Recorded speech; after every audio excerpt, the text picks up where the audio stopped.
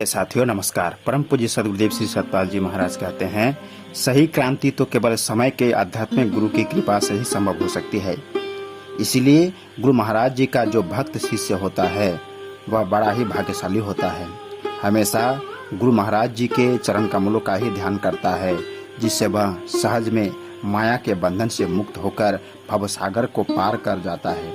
सभी मानस में गुरु महाराज जी के चरण कमलों की वंदना करते हुए कहा गया, गुरु को कीजिए दंडवत, कोटि कोटि प्रणाम, कीट ना जाने भृंग को गुरु कर ले आप समान। बंदों गुरु पदकंज कृपा, सिंधु नर रूप हरि, महामोहतम पुण्य जासु बचन रवि का निकर। आत्मज्ञान के दाता सदगुरु महाराज हैं। सदगुरु महाराज के चरण कमलों की वंदना करने के लिए कहा, जिससे एक भक्त के जीवन में वास्तविक विकास होता है। भौतिक क्रांति कोई सही क्रांति व विकास नहीं है। सही क्रांति तो केवल समय के आध्यात्मिक गुरु के कृपा से ही संभव हो सकती है। आज भौतिक विकास के साथ साथ हमारा आध्यात्मिक विकास भी होना चाहिए।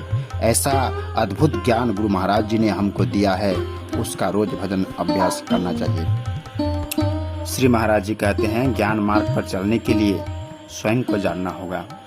संतों ने कहा है कि एक दरिद्र आदमी यह मान रहा है कि मेरी झोपड़ी के नीचे खजाना है, उसके मानने मात्र से उसकी दरिद्रता दूर नहीं होगी। उस गरीब आदमी को सबसे पहले एक जमीन खोदनी होगी। जमीन को खोदकर उस धन, उस खजाने की ओर उसके बीच में जो पर्दा है उसको दूर करना होगा।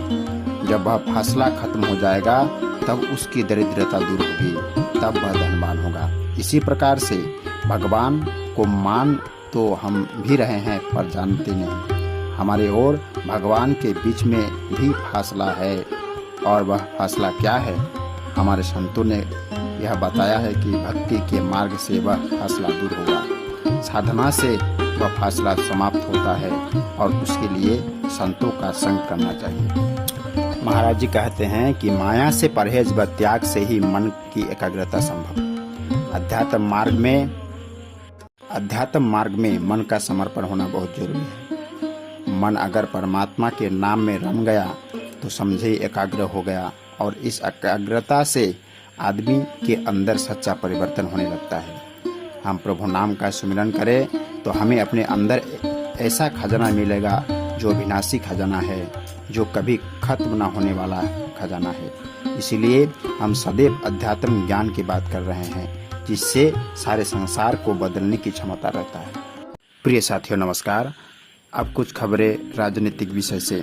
महाराज जी के निर्देश पर आपदा से हुए नुकसान की जानकारी लेने पहुंचे प्रतिनिधि। आपदा से अवरुद्ध मोटर मार्गों को खोल दिया गया। विधानसभा क्षेत्र चौबट्टा खाल के तहसील बीरो खाल के अंतर्गत 22 मई 2024 को आई प्रवाह आपदा से निपटने के लिए प्रदेश के कैबिनेट मंत्री और चौबट्टा खाल विधायक सतपाल महाराज के निर्देश पर जिला प्रशासन एवं अन्य विभागों से द्रुत गति में कार्य करते हुए 24 घंटे में आपदा से प्रभावित लोगों की मदद पहुंचाकर उल्लेखनीय काम किया है। श्री महाराज ने कहा है कि PWD निर्माण खंड बेंजरो के द्वारा बेदी खाल बेंजरो मोटर मार्ग पर फरसाड़ी कुंजोली गड़ियाखिल के निकट क्षतिग्रस्त मोटर मार्ग तथा राष्ट्रीय राजमार्ग बेजरू जिमई के मध्य जगह जगह पर अवरुद्ध सड़क को राष्ट्रीय राजमार्ग खंड धुमाकोट द्वारा 23 मई 2024 को 5 बजे तक आम जनमानस के लिए खोला दिया गया है। श्री महाराज ने कहा कि विद्युत विभाग द्वारा भी आपदा से प्रभावित सभी जगह बिजली सप्लाई सुचारू रूप से संचालित कर दी गई है। इस संबंध में श्री महाराज ने क्षेत्र के प्रतिनिधियों, जिला अधिकारियों, तहसील प्रशासन और सभी संबंधित विभागों में पल पल की जानकारी लेकर प्रभावित की मदद कर कहा जा रहा है।